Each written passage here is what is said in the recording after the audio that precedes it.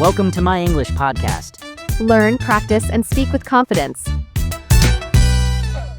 Hey everyone, welcome back to My English Podcast. I'm Mia. And I'm Max. And today's topic is one of those special ones. It's not just about English, it's about who you want to be. Yes, the way you speak can shape the way you feel, and it can even shape how other people see you. That's why today's episode is called Speak Like the Person You Want to Become. Exactly. And no, that's not just a catchy title. It's a real strategy. Because when you change your language, your thoughts often follow. And to guide us through this, as always, we have our expert English coach, Mrs. Tina. Hello, Tina. Hi, Mia. Hi, Max. And hello to everyone listening.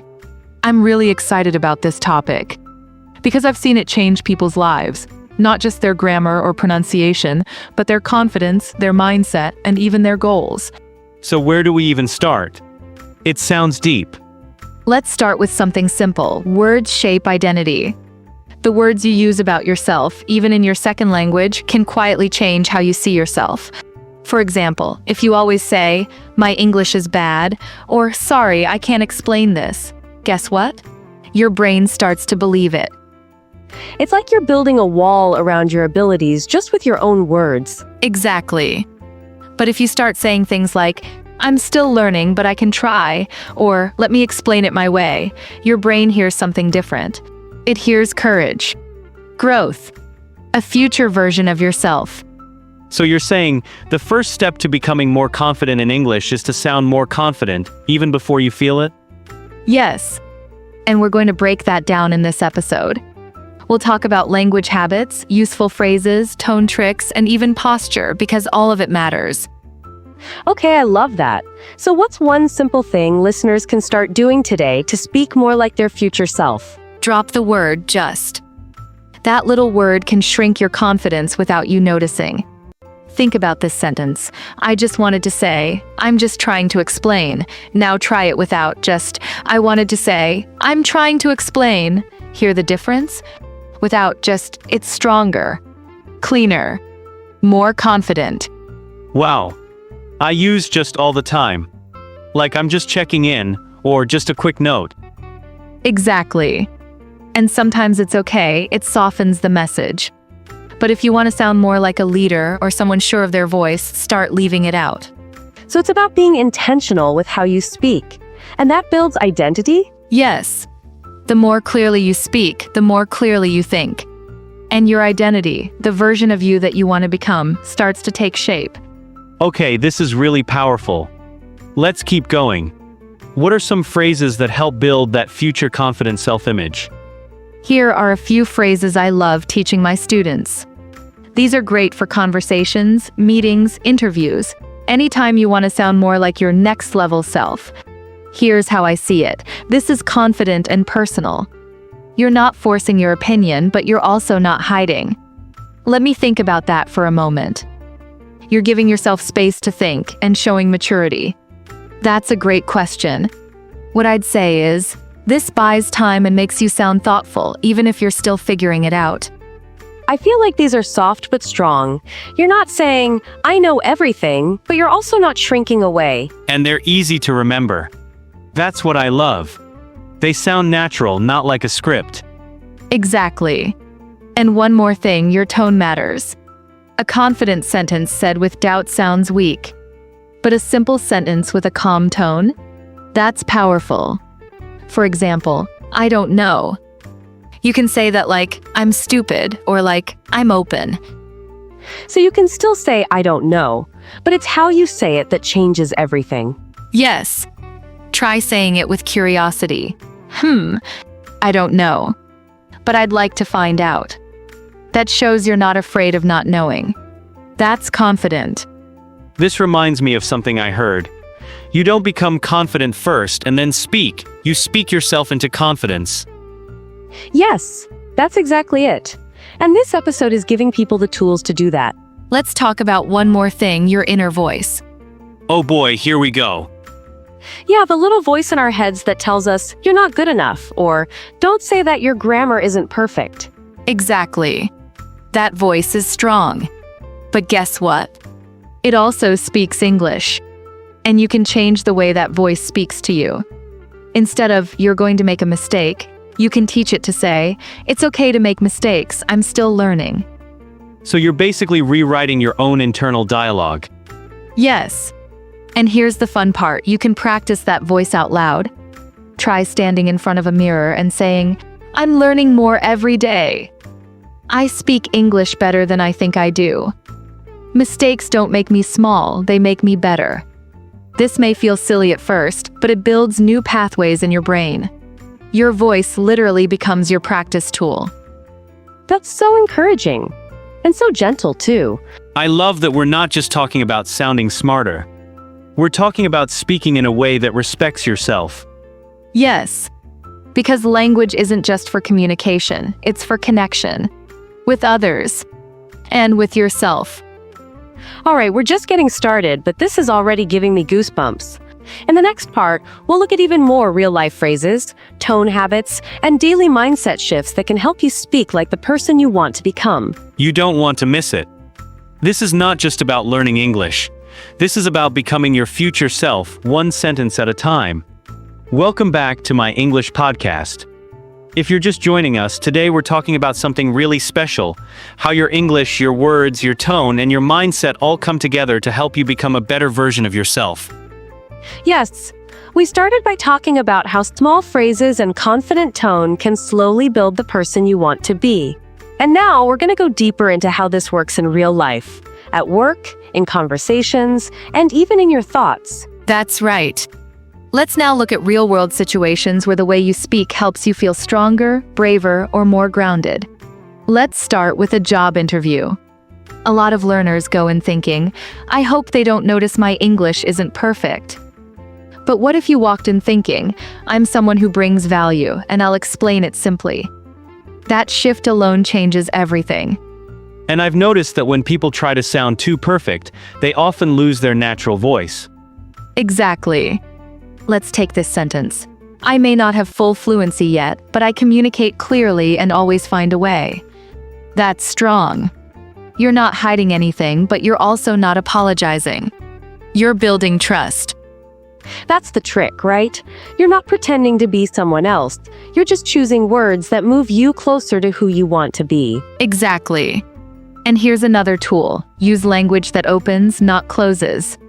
Instead of saying, "I don't know, try. That's something I'd love to learn more about." Instead of, "I'm bad at grammar," say, "Grammar is something I'm still improving." That's the same message, but one version sounds like a dead end and the other sounds like growth. It feels like a tiny shift, but when you do it again and again, your brain starts thinking that way. Yes. Let's talk about daily conversations now. Imagine you're meeting someone new and you want to sound friendly and open. Try saying, "It's great to meet you. I've been practicing my English and I love learning through real conversation." That shows humility, effort, and openness all at once. I love that. And it makes the other person want to keep talking to you. Exactly.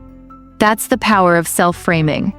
How you describe yourself sets the tone for how others treat you. If you say, "Sorry, my English is terrible," people may feel awkward. But if you say, "I'm still learning, but I enjoy using English in real life," then they see you as someone growing. That reminds me of travel. When I go to another country and try speaking a new language, people are way more open when I speak with curiosity, not fear. That's such a great example. Language is not just about being correct. It's about being present, real, and available. Here's another simple switch learners can try today. Replace "I can't" with "I'm learning to." "I can't explain this well. I'm learning to explain this better." "I can't understand fast English. I'm learning to follow faster speech." It shows you're on the journey, not stuck at the start. And that brings hope. You feel like your story isn't finished. It's just beginning. Yes. Now let's talk about something really interesting, mirroring. When you want to grow into a more confident version of yourself, try observing people who already speak the way you want to. That could be a YouTuber, a speaker, even a friend. Watch their tone, rhythm, and expressions. Then, practice by repeating their sentences out loud. This technique, called shadowing, Helps you not only learn vocabulary, but also feel how confidence sounds. So you're not just copying, you're absorbing the energy of that voice. Exactly. Over time, that tone becomes part of your own voice. Can we do a quick example for our listeners? Absolutely. Here's a confident sentence. I'll say it first, then Max and Mia, you can shadow me. I may still be learning, but I have something valuable to say. I may still be learning, but I have something valuable to say. I may still be learning, but I have something valuable to say. Perfect. Now, dear listener, try saying it with us. Out loud if you can. Ready? I may still be learning, but I have something valuable to say. That's it. That sentence can live inside you, in your mind, in your emails, in your introductions. I love that. And it's so different from the usual, I'm sorry for my bad English. Yes. Confidence is not about perfection. It's about presence. It's about showing up, even when you're still figuring things out. Let's talk about another area, social media or writing online. How can learners speak like their future self in those places? Great question. In writing, we often feel pressure to sound smart. But remember, smart is not about using big words. It's about being clear, kind, and human. Try phrases like, here's what I've learned recently. This helped me, maybe it'll help you too. I'm still improving, but this is how I understand it. That's how thought leaders speak, with confidence and humility. So even online, you're shaping your identity with language. Absolutely. Every post, every reply, every comment, it's a chance to be the version of yourself you're building. This is really inspiring. I feel like our listeners are probably realizing that their English voice is not just about language, it's about self-image. Yes. And I want to leave you with this idea. The way you speak to others becomes the way you speak to yourself. And the way you speak to yourself becomes who you are becoming. So choose your words like you're designing your future. Wow. That's a line I'm going to write down and stick on my wall. Me too. And listeners, we're not done yet.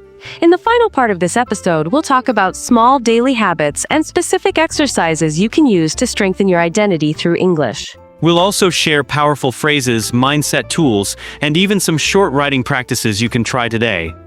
So don't go anywhere. You're not just learning English. You're becoming someone more confident, more thoughtful, and more fully yourself. That line really stuck with me. The way you speak to yourself becomes who you are becoming. It feels like the heart of this whole conversation. Yes, and it makes me think about how we sometimes speak about ourselves like we're finished. Like, I'm shy, or I'm not good at English. But actually, we're always changing. And the way we describe ourselves can keep us stuck, or help us move forward. Exactly. That's a perfect way to put it. And one of the most powerful things you can do as a learner is to start changing the labels you use for yourself. For example, instead of saying, I'm bad at speaking, try saying, I'm still building confidence when I speak. That's softer. It doesn't close the door, it leaves room to grow. Yes. And even more, it trains your mind to expect improvement. I've worked with students who went from afraid to speak at all to leading presentations in English. And the shift didn't start with grammar. It started with identity. Can you share what that shift actually looks like in their day-to-day life? Absolutely. One student used to say, I can't express myself. She was very quiet in meetings. So we practiced simple affirmations like, I am learning how to express myself in my own way. She wrote it, she said it, and she started to believe it. And that belief changed how she prepared for conversations, how she asked questions, even how she sat in the room. That's amazing. And I think that's something every listener can try. Just one sentence, one small shift. Exactly. And it doesn't have to be dramatic. In fact, one of my favorite tools is a language upgrade. It's where you take something you already say and rewrite it just a little bit better, more kind, more curious, more growth-focused. For example, instead of I'll never get this, try I haven't mastered this yet. Instead of I hate making mistakes, try mistakes help me learn faster. Instead of my English is terrible, try I'm still learning and that's okay. Those feel so gentle, like they give you space to breathe. And they're believable. You're not lying to yourself. You're just choosing a version that helps instead of hurts. Exactly. And over time, those versions become your new normal. There's one more practice I'd love to share. It's called future speak. It's when you start speaking like the person you're becoming, not the person you used to be. Even if you're not fully there yet, you borrow that voice. Can you give us an example? Sure. Imagine you want to become someone who speaks English confidently in meetings. Instead of saying, "I'm not ready," say, "I'm preparing for this and I'm almost there." Or if you want to be someone who writes in English regularly, say, "I'm someone who writes to connect with others. I'm developing my voice." You don't have to wait until you feel 100% ready. The language you use now is part of becoming that person. I love that so much. It's like trying on a new version of yourself and seeing how it feels. And if it feels good, you keep it. If it doesn't, you adjust. But at least you're moving. Yes, language is motion. It's a reflection of how you think and also a tool to help you think differently. That's why this is so powerful for language learners. You're not just practicing English. You're practicing self-image. I think that's the real takeaway. Every sentence we say is not just about communication, it's about shaping the person we're becoming. And what's beautiful is, you can start with really small choices. Use kinder words. Try a calmer tone. Choose a phrase that makes you feel strong instead of small. And you don't need to be perfect. You just need to keep choosing language that supports the version of you that's trying to grow. This is one of those episodes I think I'll come back to. It's not just useful for English learners, it's useful for anyone trying to grow into a new chapter. And if you're listening right now and thinking, "But I still struggle," that's okay. Every word you practice today is part of your transformation. You're not behind. You're becoming. And your English? It's not just a skill. It's a mirror. The more clearly you speak, the more clearly you start to see yourself. And we're here for that journey with you, step by step, word by word. You've got this. You're not just learning English, you're building the version of you that you've always wanted to become. Sometimes I wonder how many people are out there quietly learning English on their own, doubting themselves every day, not realizing they're doing something incredibly brave. Totally. Just the fact that someone is listening to this podcast in English, maybe while commuting or cooking or sitting alone after a long day, says so much about who they are already becoming. It really does. And I want to say this clearly. You don't have to wait for someone else to notice your progress. You can be the one who recognizes it. You can say, "That sentence I said today, that was a little clearer." Or, "I spoke up even though I was nervous. That counts." And that self-recognition can feel uncomfortable at first, like you're being too proud. But actually, it's part of building your voice. Yes. It's not arrogance, it's self-respect. When you acknowledge your growth, you're reinforcing it. You're saying, "I'm showing up for myself." And that matters. One practice I encourage is keeping a language wins journal. Every evening, write one sentence about how you used English in a meaningful way. It could be something like, "I ordered coffee in English without switching to my native language." "I asked a question during a meeting." "I understood a podcast sentence without translating it." These seem small, but they're huge. And when you look back after a month, you'll see your progress in your own handwriting. That's such a good idea. Because when we're learning something slowly, we forget how far we've come. And I think it gives your brain a different job. Instead of looking for mistakes, it starts looking for progress. Exactly. And that's the mindset of someone who is transforming. Now let's talk about a situation that challenges many learners. Moments of failure or embarrassment. Maybe you forget a word. Maybe someone laughs. Maybe you freeze.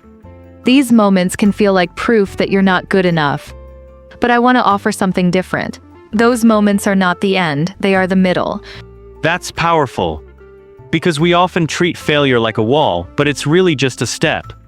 Yes. And the way you talk to yourself after those moments is everything. If you say, "I messed up, I'm terrible," your confidence shrinks. But if you say, That was hard, but I'm still learning. You give yourself permission to try again.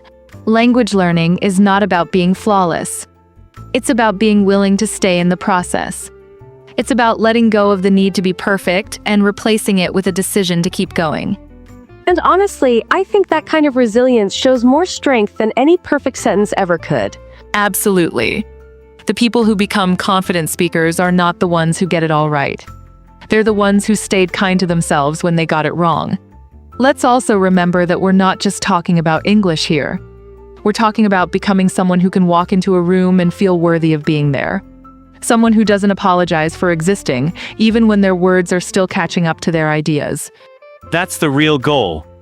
Not just fluency, but freedom. Freedom to express, freedom to connect, freedom to say, this is who I am, and I have a right to speak. Yes. And here's one more truth I want to leave with our listeners. Your voice matters even when it shakes. Even when the sentence is broken. Even when the accent is strong. You don't have to erase your history to speak in English. You can bring your whole self with you. Every sentence you say is not just about vocabulary, it's an act of showing up. And that, in itself, is courageous. That just gave me chills. Because we all want to feel seen, and sometimes we think better English will get us there. But really, it's how we see ourselves that changes the way we speak. And the way we speak, little by little, changes who we believe we can become. That's the journey. It's slow. It's sometimes frustrating. But it's also beautiful. And it's real. Every time you say, "Let me try to explain," or "Here's what I think," you're building not just your English, but your life. So keep speaking. Keep growing. Keep choosing words that pull you forward instead of holding you back. You've already started becoming the person you want to be, the moment you press play on this episode. And we'll be right here, cheering for you every step of the way. Thanks for being with us today. We hope you carry these words with you, not just as language, but as strength. If this episode helped you, try speaking one new sentence today that reflects your future self. Just one. And notice how it feels. You are more ready than you think. And your voice, even right now, is already enough. See you next time, and until then, speak gently, speak bravely, and speak like the person you're becoming.